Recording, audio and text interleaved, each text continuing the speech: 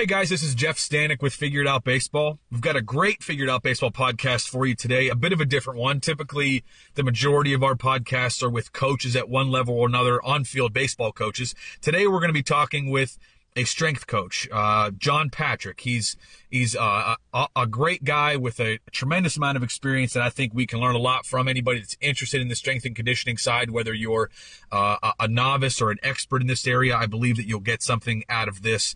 So I appreciate you tuning into this. I'll give you a quick background on John Patrick before we jump into questions with him.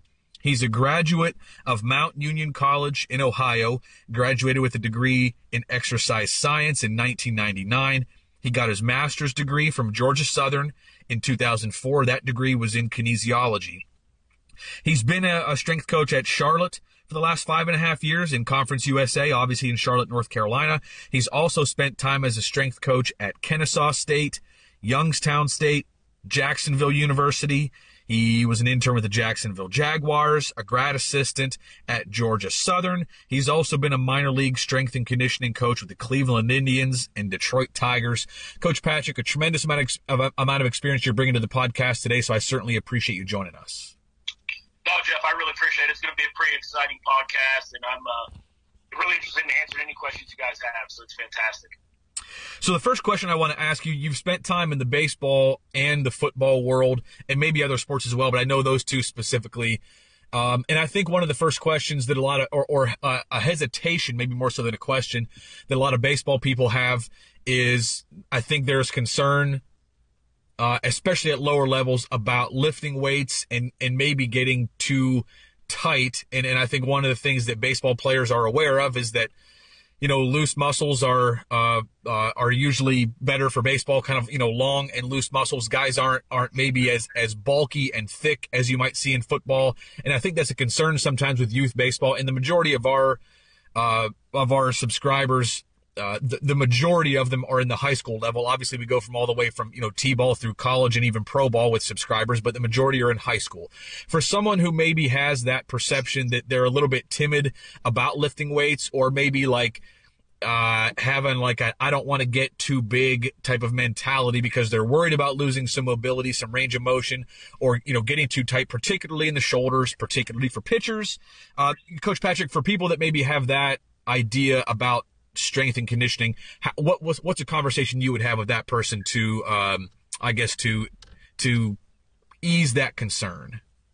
No, 100%. I mean, it's been taboo for many, many years, right? Even when I worked in the minor leagues back in the early 2000s.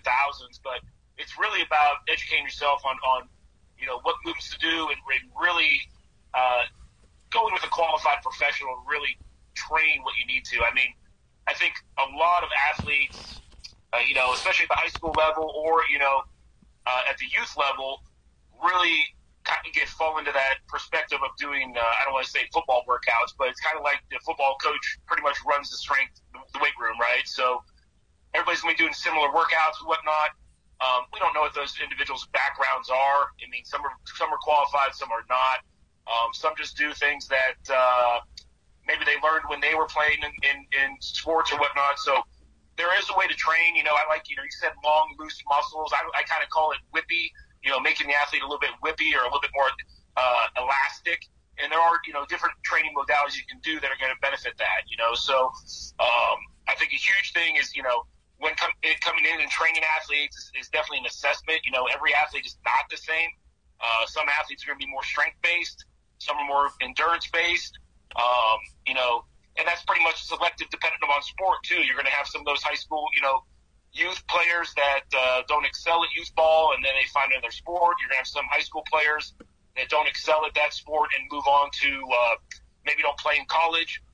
So we kind of have like a self-selecting system, sort of say, through in you know, in America in our baseball system. But it's also a system that anybody can play at any level, right? Like if I wanted to play, you know, a freshman in high school and I want to play athletics, I can go out for the team, and if I'm good enough to throw the ball, you know, from the outfield to the cutoff, I might make the team, right? So that's a big thing is you know, really having an assessment on those athletes, seeing what they need. You know, obviously if you have an athlete that is pound for pound really strong, he's not going to need to get any stronger. So depending on certain percentages off his body weight. So you can work on different modalities as far as training goes. It could be more plyometric training, it could be more accommodating resistance and working on explosiveness. But the whole premise is to obviously have a strong base first as far as a strength base, and then pretty much from there building those components to make that athlete the way you want to make the athlete. So not all training programs are created equal. Not all athletes are created equal. That's why I think assessments are essential. But just like we talked about before in past, I mean, it's really dependent upon too, as far as being selective as far as the athlete. So, really, there's a lot of athletes that are playing multiple sports in schools or whatnot, and that's fantastic. That's going to build athleticism, but their skill set is eventually it's going to catch up to them, right? So usually if they're playing multiple sports, usually their junior or senior year in high school, they're going to have to choose if they want to play, if they want to play football, if they want to play basketball, if they want to go on to the next level of college. So that's when that specialization is really going to come into play as far as what they choose, and that's when they're really going to excel quite a bit in those sports. But getting back to the topic at hand, I mean, I think an assessment is huge, but then really understanding, not doing the same program year round, adding in different aspects as far as training, as far as some mobility work, as far as some manual therapy, as far as, even yoga, just from a meditation standpoint. All those things are essential. It just depends on really, how many days a week that you're training. I mean, there's so many things that fall into play. But just like you said, it does get a little bit of taboo. I think it's excelled in really in the past 5 to 10 years. Baseball training has really come to the forefront, and individuals now understand that they need to train. The biggest thing is just how do they need to do it. So really, there's so many specialists out there as far as training specific sports, and those people have their niches. And some are fantastic and some aren't. You just need to find what is the best fit and how to train that athlete that you need. So, for sure. I have several questions just based on that answer alone. And one of them, I guess, would be just, first to, as a part B to that question, is there any reason for a high school athlete or even a college athlete to not be in the weight room? Is there any argument that someone could give you that you would say, yeah, that's a good reason, like maybe you don't need to be in the weight room? Or is it based on what position they play, or just how their body's built, if they're naturally a pretty big person already? Is there any reason that someone could give you when you would say, yeah, that's a good reason to not be in the weight room? Or do you think everyone benefits in some way or another from being in there? No, 100%. Everybody benefits. I don't care if it's, I know this is primarily, baseball specific, but like any sport, as far as, if you want to be competitive, if you want to play, at the next level, if you want your game to improve, if you want to be durable throughout the season, it's a must. So, there's nothing that goes to it. I've had some athletes in the past, that were just monsters, physical monsters, but the big thing is the durability aspect. That's only going to last so long. So the way that I know this is totally off the subject, but if you're playing at high school level and you have your regular season, and then you go play travel ball and you have another season, they're usually running back to back. And it's hard to get training days in, but to be durable to play that many specific games in a time period, it's essential that you're taking care of yourself physically and mentally. And weight training is something that is going to keep you durable and keep your body healthy and longevity in the long run. It's just a matter that you just can't go as heavy at times. Maybe you'll go a little bit lighter at times. Maybe you'll just work on mobility for specific time periods. But it really depends on when your competitions are and stuff like that. But getting back to it, I think it's essential for athletic performance. So let's talk about that a little bit, Coach, about in-season and off-season workouts and the difference in the two. Let's start with in-season workouts first. What are some of the focal points of an in-season workout, and something that may be different in season than out of season? And can we even get into like how often you are strength training with the guys? So in a college baseball season, typically you're playing 4 or 5 days a week. How many days are your guys lifting? Are you trying to lift on on off days? Are you trying to lift Right. like after a practice on a day so that an off day can be a true off day? Can we talk about that? Just, when to strength train during the season, and what might be different about an in-season program as opposed to an off-season program? No, 100%. I mean, first and foremost, at the college level, I mean, the biggest aspect as far as development goes, that's a hindrance is time. Just because the NCAA does regulate quite a bit of time periods. So we do have a lot of individuals that, we try to give athletes as much time as possible to train, meaning as many options to train, just because, around practice schedules or whatnot, we do have voluntary times the kids come in too, and they even train outside of our supervision sometimes. So it needs to be really synergistic as far as your communication with the athlete or whatnot. But getting back to in season, I mean, I'll split up position player and pitcher, because that usually is how everybody breaks it up. But usually our position players, which are the easiest to try to regulate, sort of say, are usually training 3 days a week at a minimum. They may get a fourth day a week. We train on competition days, so we regulate intensity depending on if they are in the starting lineup or if they're not in the starting lineup. Usually those lifts are, if we're training 3 days a week, it may be something we're doing total body every day. If we're training 4 days a week, we may be doing 3 days a week total body, and then like an extra metabolic day or extra recovery day, depending on if the individual's playing or not. And then obviously we dictate the volume based off playing time. So I've always been an individual that, we really don't, you can redshirt players in baseball, but some places they don't. So it just depends on the institution you're at. So, I try to dictate everything and individualize everything so that, if we have an individual that's not getting a lot of playing time, they're not losing strength throughout the period of the in-season. That's something that we don't want to happen, because with the decrease in strength, obviously you're going to have decreased power output, you're going to have an increase in injury rate. There's a lot of other things, and it's also a confidence aspect too. So we try to dictate, those levels of volumes with individuals that are playing. If we do have a 4-game series on the weekend and they're playing it all 4 days, let's be serious. There's going to be some days that you're on the field that, if you're playing outfield, you may not get a lot of balls hit to you. So, I mean, it's not as if the workouts, we may have guys train on game days, depending on how they feel. Some guys love training on game days because it gets them a little bit extra loose, maybe gets them psychologically ready, right? You see that at the pro level quite a bit, just because they're playing so many games on a daily basis. So we'll actually, train in the morning and then possibly play a game, if it's a Friday game, we'll play later in the afternoon, 6 or so. If it's a, weekend game, we may play a little bit earlier in the morning, like around noontime, but there will be guys that come in at 8, get a quick workout in. And those workouts are pretty much, they might be neural primers. So it'd be something like, working on range of motion, working on being explosive, not handling really heavy loads for excessive reps, and maybe handling a heavy load for very limited repetitions. But we're looking for bar speed, we're looking for velocity, and then, if we move a weight fast, then the whole correlation is hopefully when we go and we hit a ball or throw a ball, then that correlation feeds over. So you're kind of like priming the nervous system a little bit. So it really dictates what kind of facilities you have, what kind of staff you have, and really if your coaches are on board with that. So from a staff member, I feel as I'm a customer service provider, so I go to the coach and say, hey, what do you look out of your team? What, how's it going? I'll go to each individual coach, primarily, the hitting coach, and I've worked with some great hitting coaches and go, hey, what's this individual need more? What's, they're there at practice, they see the hitting drills the individual do.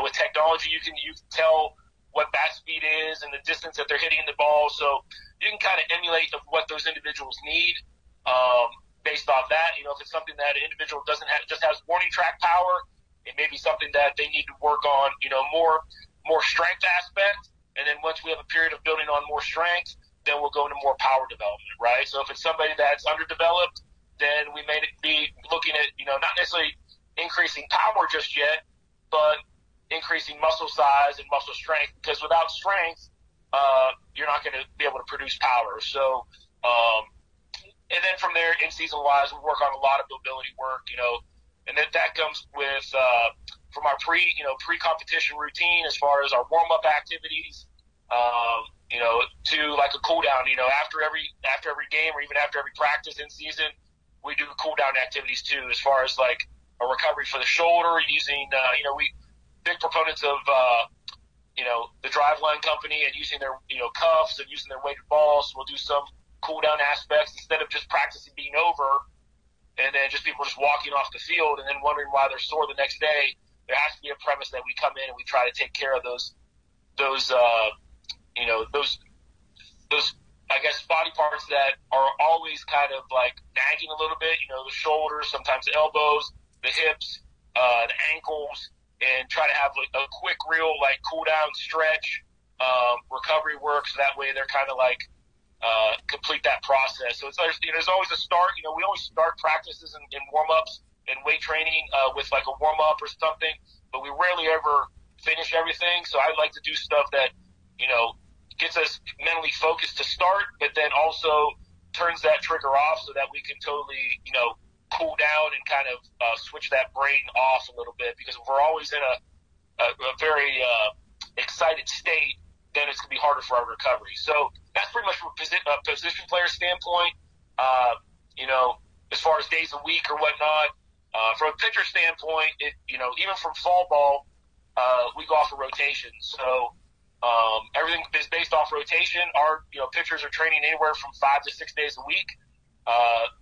Even their off days, which may be a seventh day, that they're not at the ballpark, they're still, told that they can come in and do recovery work if they need to. There's voluntary things that they could do. There's always something listed as far as stretches or yoga or something. But, those days, it's not necessarily they're doing weight training, for those 5 or 6 days a week.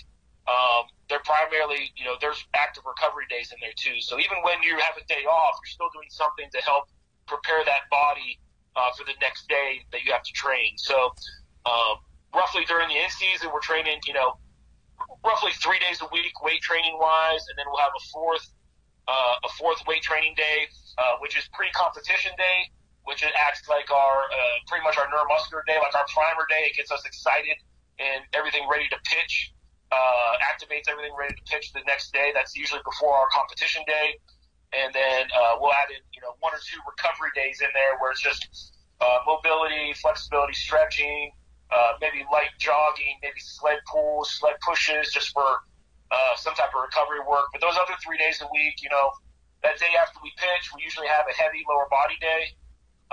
And then the day 2 directly afterwards, we'll have some type of upper body day. With more intense core activation or core work, and then they'll pretty much have their bullpen day. We have like a recovery day for that. They might do like a primer before they throw a bullpen, and they could do that right down at the facility. They don't have to come to the weight room for that because it's a lot of body weight, a lot of jumping, sprinting, med ball throws. Then they'll come in after their bullpen day. They'll do a single leg, lower body, more power. So working on bar speed, working on being explosive, still more isolated shoulder work, like shoulder stability work, some mobility of the upper body as far as prehab goes. And then, then they'll have another, primer day. That's the day before competition. Then from there, they'll throw, and the following day, and that pretty much, goes through our pretty much intent as far as our 7-day week process. And they'll usually have 1 day in there that's like an off day. And it just depends on where it is in the week and where they are in rotation and what they have to do with the pitching staff as far as the coaching staff goes. So everything's dictated off, certain days. And there'll be some relievers that are a little bit jammed up because maybe they pitched multiple days or whatnot. So their schedule has to be adjusted a little bit. But like I said earlier, all those individuals go through assessments. They go through, what are their basic needs, and that those programs usually run. For position players, I go on a 4-week block. So every 4 weeks, we kind of change our emphasis. So if you're going into a preseason, if you're going to do it like a preseason area, let's say we start playing in February. Well, if we get back from winter break, from a collegiate standpoint, we work on a little bit more strength, gaining strength, but that strength is pretty much going to be, that's coming off of winter. So who knows what they really did during the winter when they're at home. They should have been training. So from there, we try to get things activated and start working on more. About 2 weeks out from in-season, we start working on more power production and really working on moving bar speed, as far as being efficient. So instead of moving, heavy weight for multiple reps, we'll usually do singles or doubles and work on really being concise with our technique, but moving that bar as fast as possible. So our intent is not to build muscle mass. It's to maintain strength and increase our power output. And that even means at times really decreasing that percentage that we're using. So we might work in the 50% range, 60% range, and do 1 or 2 reps with limited rest time in between, but working on that consistent power. Just like you were swinging a bat, right? Like, you take a swing, you walk out, you wait for the pitcher to get reset, and then we get ready to load and explode again. And it's very similar. We might be doing squats, and it may be something we're doing 10 sets of 2 with a 30-second rest with a lighter weight, and we're trying to move that weight as fast as we can. It almost emulates a swing of a bat. If you're in there for a 10-pitch count and you're fouling some balls off or whatnot, it's emulating that same thing. So we can produce the same power output consistently all the time. Now, there's certain set and rep ranges that coincide with that, just because we don't want to go into fatigue and totally fatigue the athlete during training. But it also emulates the same thing from a pitching standpoint also. So it's really working on energy system development, and we're trying to emulate exactly what we do on the field in our training. So, and that happens not only, in season, but, obviously in the collegiate sector too. We have fall ball, so we try to emulate that also. So our off season in baseball is very, very limited, just because with summer league and guys, traveling, or maybe there's some guys that have internships or working. It's very limited. So it's, our strength, our ability to work strength, we try to emphasize that as much as possible. But our main premise during in-season is really maintaining that strength, but we're really working on explosive power, if that makes sense. Keeping those guys durable and healthy is huge. Coach, you mentioned warm-ups and even post lift stretches. I've been to some places before where the players just really don't treat a dynamic warm-up as being very important, especially younger guys, and especially when the weather is nice. It's warm out. I'm already warm. I'm already loose. I just kind of want to know, just from your standpoint with, all your experience, how important is it that guys warm up before a practice and before strength training, and what type of warm up are we talking about? And I guess for how long? Like if I'm going to get the most out of this lifting session, and if I'm going to be ready as I step on the field for practice, and I'm going to be immediately ready to be as explosive as possible. Like how important is it that I warm up, and what sort of warm up should I be shooting for? 100%. And I think it changes depending on what environment you're in, what you're doing, what you want to get out of the training.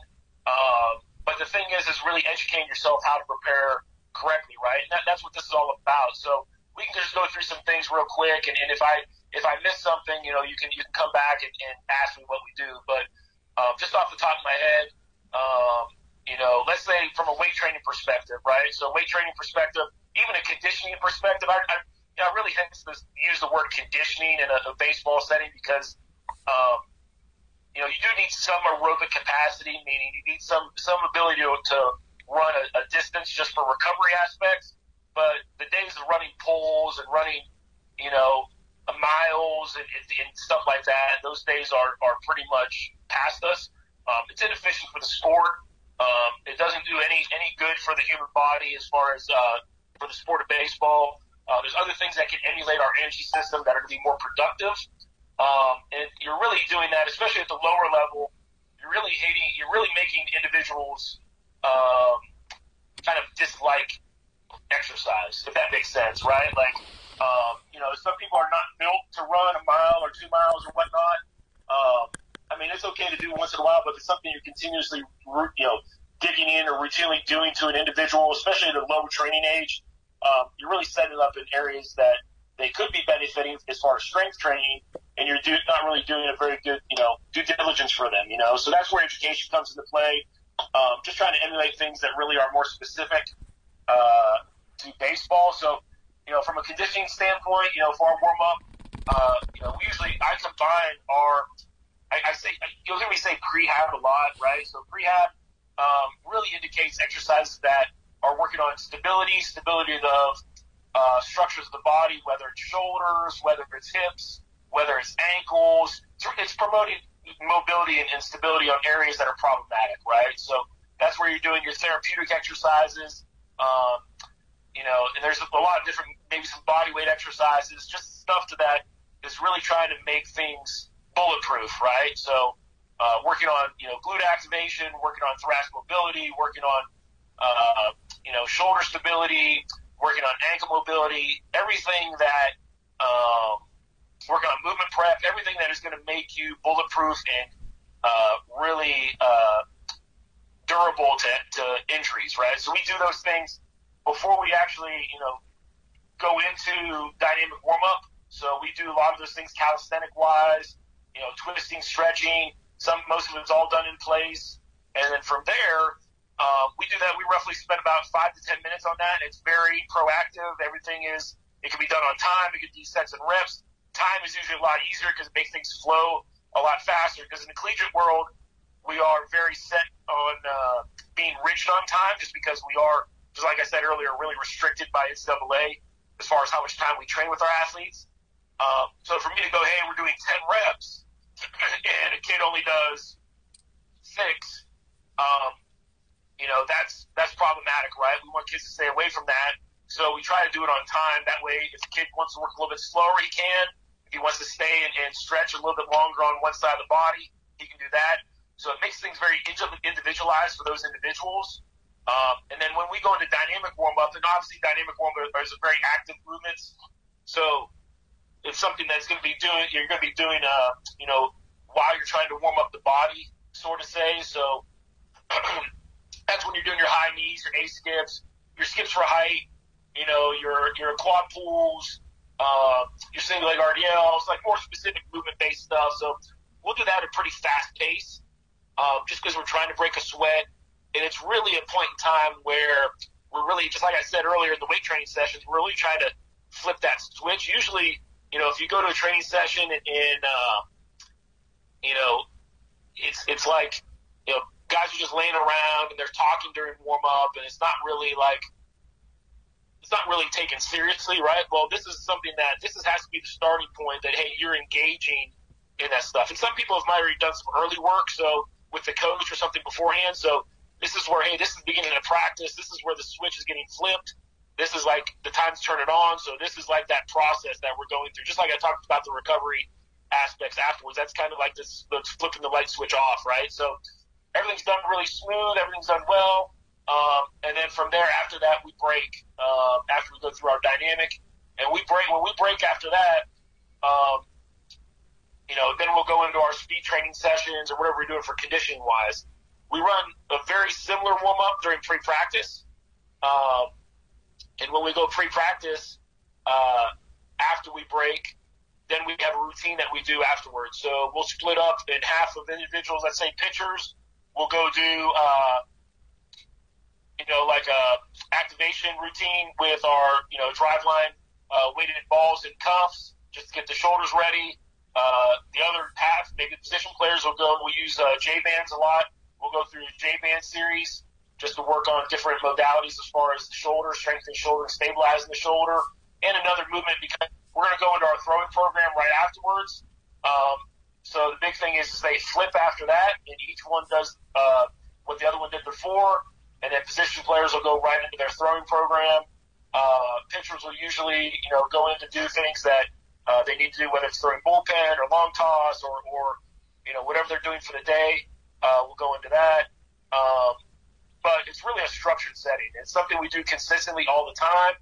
I think it's really important to, try to change varying sets and reps on your J-band series and on your weighted ball series. It's something that you shouldn't be doing consistently year round. I think there needs to be a downtime for that, but that's all dependent on, what you think. But like our training age individuals that are young, and those are individuals that, kind of have to be eased into that process because doing those things with a lot of volume could increase soreness or whatnot.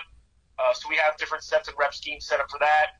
And that's also, I say that for our freshmen or our lower level training age individuals, but it also goes for our individuals that are pitching a lot of innings too. So, if you follow me on Twitter, I just put out a tweet a little bit earlier about the body. The body doesn't, it just knows stress, right? It doesn't know if it's physical stress, emotional stress. It just knows stress. If you have an individual that's consistently, throwing at a high rate or throwing at a high efficiency all the time, they don't know that any different stress than someone that is maximal sprinting, if that makes sense. So you really have to understand the wear and tear of the athlete, and there's a lot of technology today that you can use to assess that. But our freshmen coming in, they may not be ready to really train that much, so you kind of have to ease them into the process. And then our upperclassmen who are training a lot, it's sometimes that you have to decrease their volume also because they don't need as much stimulus, if that makes sense. So they already have the repetition in the understanding of how to throw certain pitches. So if they just need to, do a couple less just because they'll be a little bit more fresh, then that's what happens too. And I think that's, a lot of people don't understand that. They think, well, hey, if this kid's better, he needs to throw more.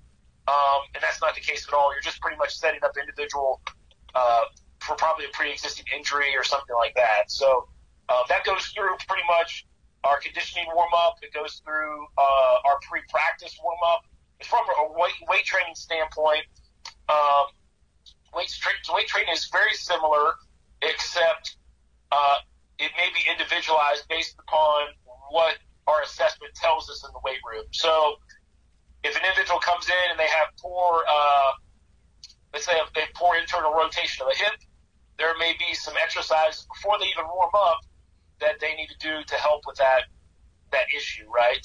Now everybody's going to have, human body would never be perfectly symmetrical, all right? It's not made that way. It's not designed that way.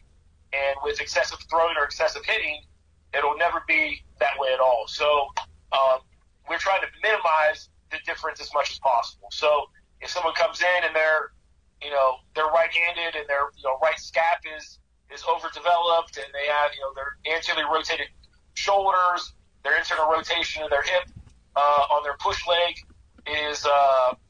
or their brace leg is internally rotated, those things are all going to be there for their entire career, and it's going to be harder to change with the older athlete. But the thing is that we can minimize that as much as possible or put exercise in there to minimize the wear and tear of the body. That's our job, right? So with, that's where youth and intermediate and then college kind of come into play. Like youth, it's essential to teach. It's not, it's not really essential to really put a bar on their back, but it's essential to teach proper mechanics, proper range of motion, how to do things correctly, making sure that they, are structurally sound. And then once you move to the high school level, then you can start, they can start doing more free weight movements. They can be very generalized, their freshman, sophomore years. And then as they get older, make things a little bit more specific if they decide that the sport, that they're going into is what they're going to be playing. You can make things a little bit more specific to see if the strength that they've gained kind of transitions onto the playing field. And then same thing with freshmen, freshmen through senior in college. If they make it to their senior, don't leave or get drafted. Very similar situation. We kind of first year kind of get them acclimated to a general strength level because usually no athletes that come to the college level are strong enough. Just because a lot of high school athletes are playing travel ball or their time is really run thin as far as weight training. It's not that people don't see it as a necessity at the high school level, even though it is. So we come in and work on, maximal strength, gaining strength, body weight to strength ratio, increasing that as much as possible.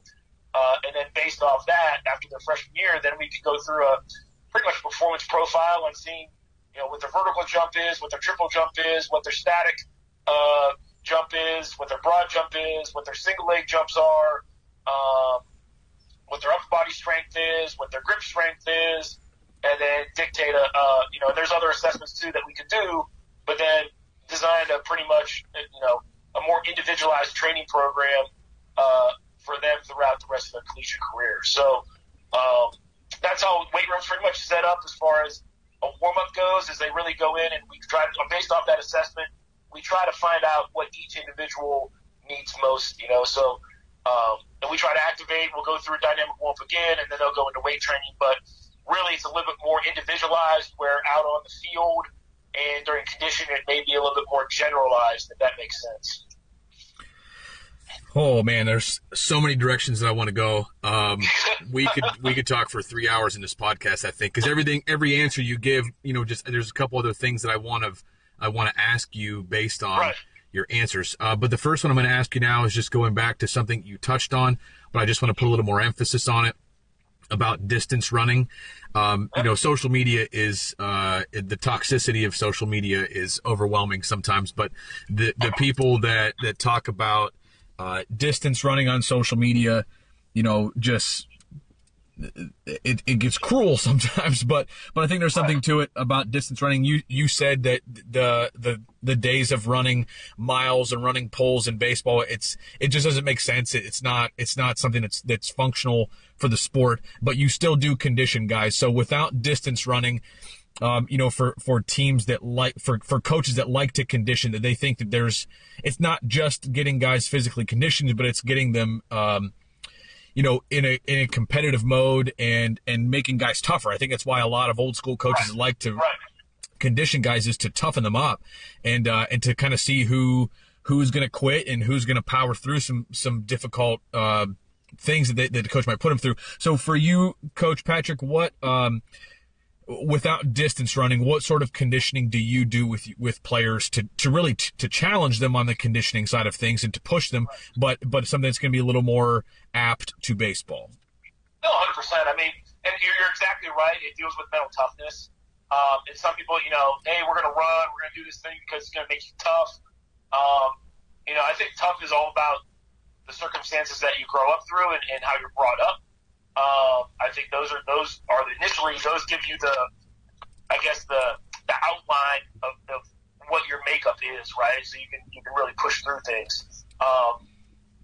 I hate to use physical activity to make someone tough, but there are people that do that, and we could go from there. But some things, aerobic work is essential, right? So aerobic work is the poles, the mile runs, whatever. It is essential to a point, but you need to do it to a point that is very energy system specific. So there's never a point in time, on the field that we're going to be doing something for a consistent, for a 20-minute period of time or a 15-minute period of time. And there's going to be short bouts of rest. So you can always gather yourself and think clearly and recover. There's plenty of recovery time when you're out there. So, the biggest thing, another thing with aerobic work is it helps you centralize or get back to your regular state quicker, right? So if I run, if I bump the ball and I run to first and I'm going as hard as I can, if I have a decent aerobic base, when I get back on base, then I can steal second without any issue. You know what I'm saying? Because I've recovered and I can do those repeatable activities.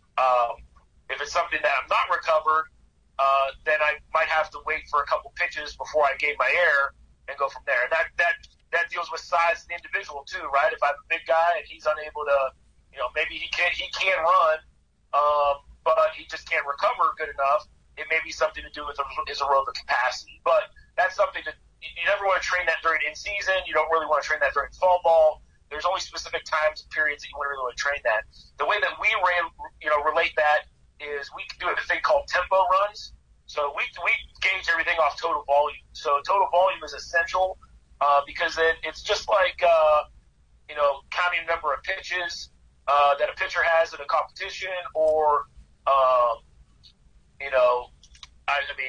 same thing with like at bats, certain things like that, or innings that an individual may play, or a catcher may play. He may need a rest after so many innings if he's caught like 3 straight games. So we do all of our conditioning based off total volume, and we wave that throughout the year. So we usually do a full week wave, and by total volume, I mean like amount of yardage that we run. So let's say you want to run a mile, right, which is usually 1,600 meters or 1,600 yards, whichever one you count. I know they're not the same measurements, but we're just going to dictate that to American standards. But so we want to run a mile. It might be something we separate that mile into certain distances. So maybe we just run, maybe we'll run 100, maybe run 16 100s, but we don't do it as, a lot of us did in high school football where we're trying to run it in 16 seconds or something. We're totally gassed, right? So let's say we run that 100 meters. We usually want to run it anywhere from like 70 to like 80% of our heart rate, right? So this is where heart rate comes into play. If you have an Apple Watch, if you have some type of heart rate monitor, if you do something, you can dictate that because you're working in the appropriate aerobic zone, the energy zone, the energy system zone that you need. So you do your, amount of 100 yards. You check your, you'll wait. You'll run another one depending on distance. We usually do that on set. So let's say we're going to do 1600s. So let's say we're going to do 4 sets of 4, right? So we run our 4 sets of 4. We run 100 yards. We rest 40 seconds. And we do that consecutively 4 times. After that set of 4, we take our heart rate. All right. And during that, we find out what our heart rate is. There has to be a certain zone that's 70 to 80% that our heart rate needs to be at based off our max heart rate. And if we're not in that zone, right, if we're higher, then we need to take a little bit longer rest time, or we can go at a little bit slower pace. If we're too low, then we either quicken up the rest time or we increase the pace. And then from there, we do that, based off that, we do that after about a 2-minute or 2:30 break.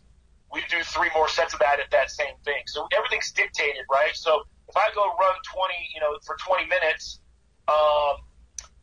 it's not specific to my means, and I may be overreaching in my heart rate variability, if that makes sense. So the heart rate zone, because after 20 minutes, I might just be totally cooked, and my run might go to a jog, and then my jog to a walk, and then pretty soon I'm just walking, and my heart rate is still jacked up, right?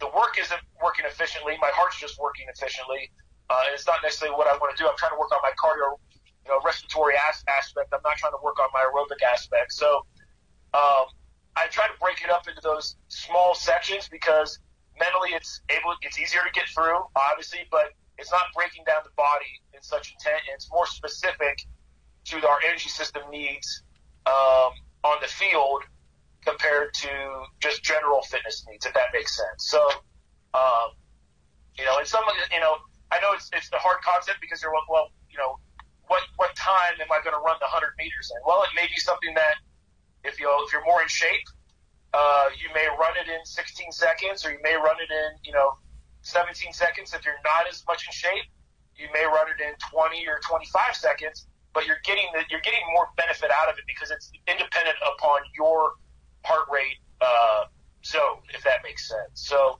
that's what we kind of do, and we kind of wave that volume.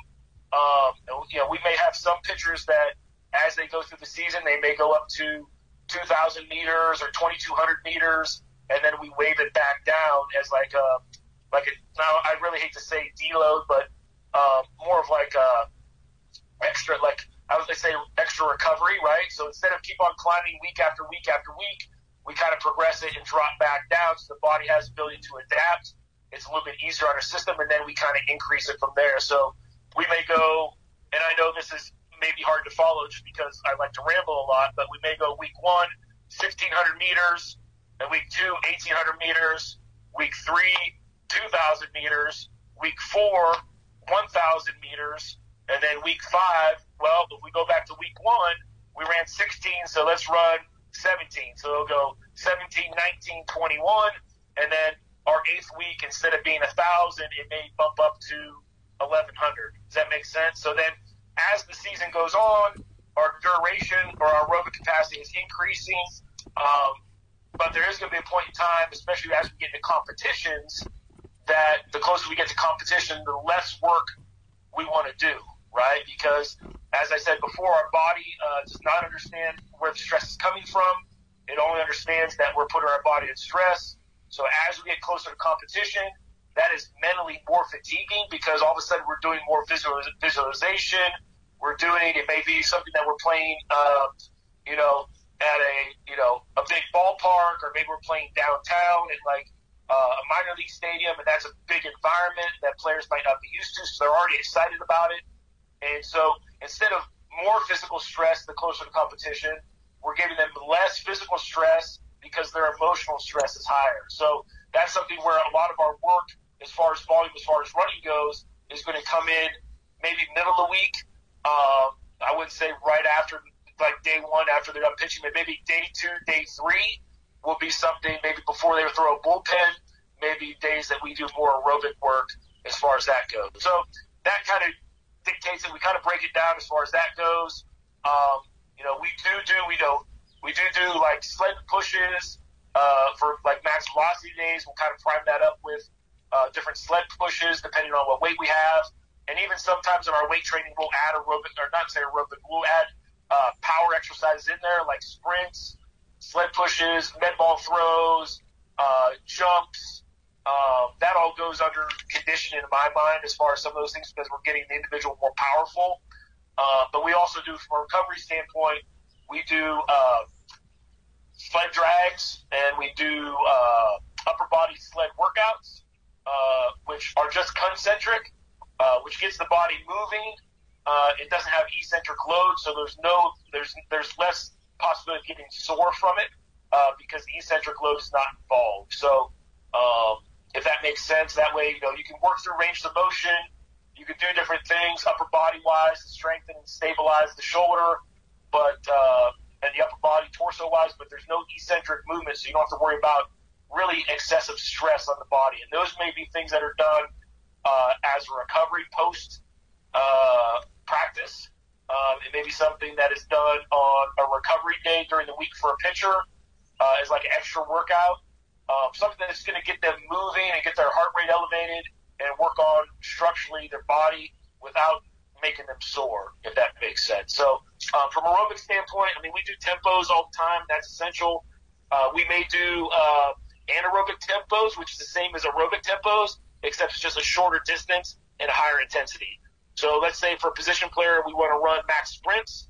Maybe we'll do aerobic. Maybe we'll do anaerobic tempos. So we're going to run 15-yard sprints with maybe a little bit lesser break, maybe a 15-second break in between.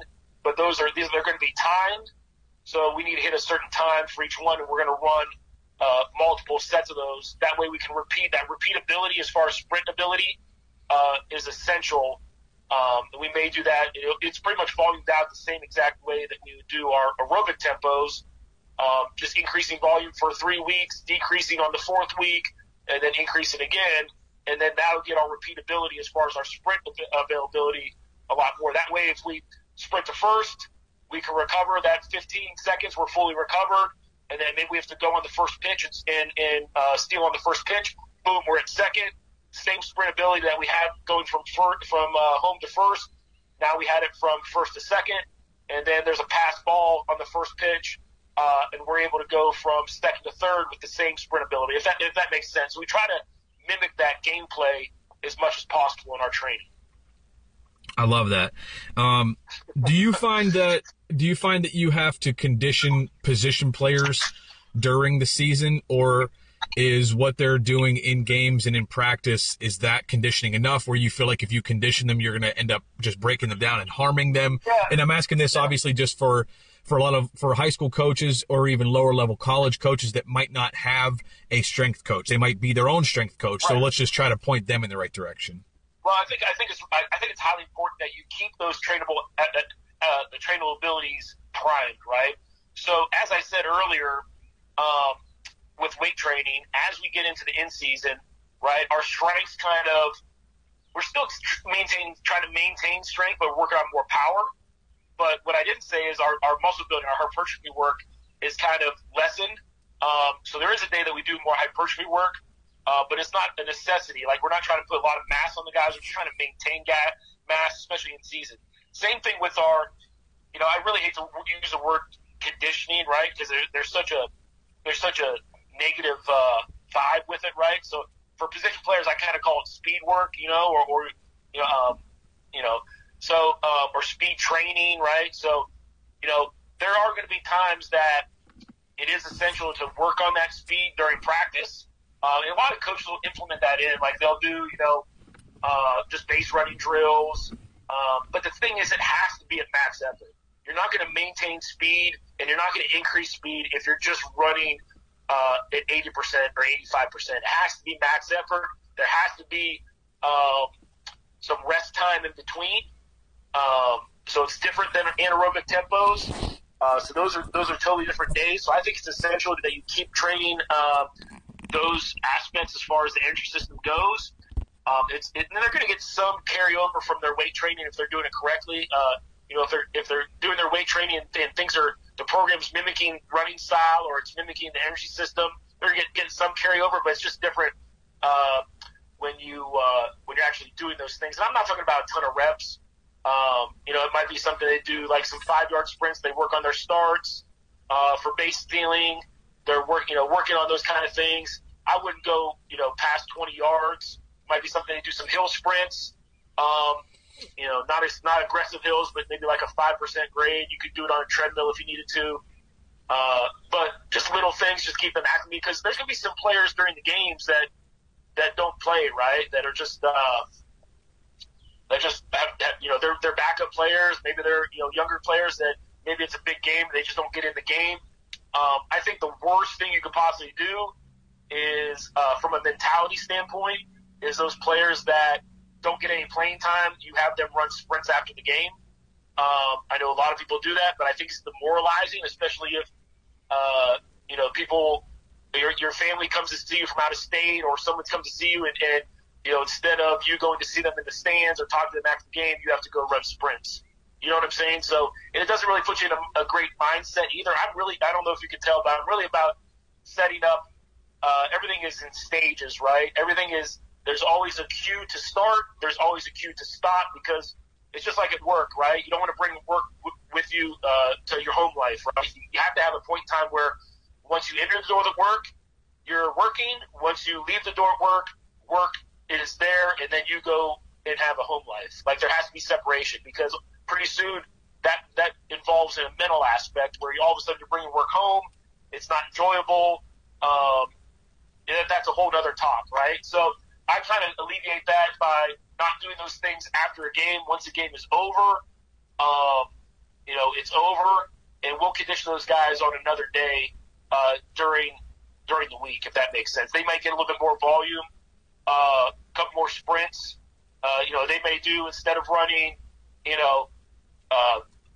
2 sets of 3 at 5 yards and 2 sets of 3 at 10 yards, and 2 20s just to work on explosive power. They may do the same thing, except you'll take they may do one set of 3 at 5 yards, 2 sets of 3 at 20 yards, and then like 4 20s or something like that. They'll run a little bit more volume, just so that, I'm not going to say stay in shape, but just so they're primed and ready, because they're doing stuff, even though they didn't play during the game, it's still emotional high and low, especially if it's a game that's up and down. That's still stress on their body, right? They should still be understanding what the pitch count is. They should be understanding what's going on the base path. They should be learning the game, which is mental. They shouldn't be joking around and stuff like that. So all that stuff is still going to play a toll on their stressors. And if you have the ability to train before a game, before competition, then that might be something where, hey, Jimmy, you're probably not going to play today. You're going to do this volume or this workout. It may happen that he goes in and pitch runs or pitch hits in the later innings, possible, but the workout shouldn't be so intense that it totally, stops his ability to do a skill set, if that makes sense. Like, it shouldn't be something that totally destroys him. So, that's where you kind of come into play, and yeah, I think it's essential to keep on doing some type of work with those individuals. So, Coach Patrick, one last question before I let you go.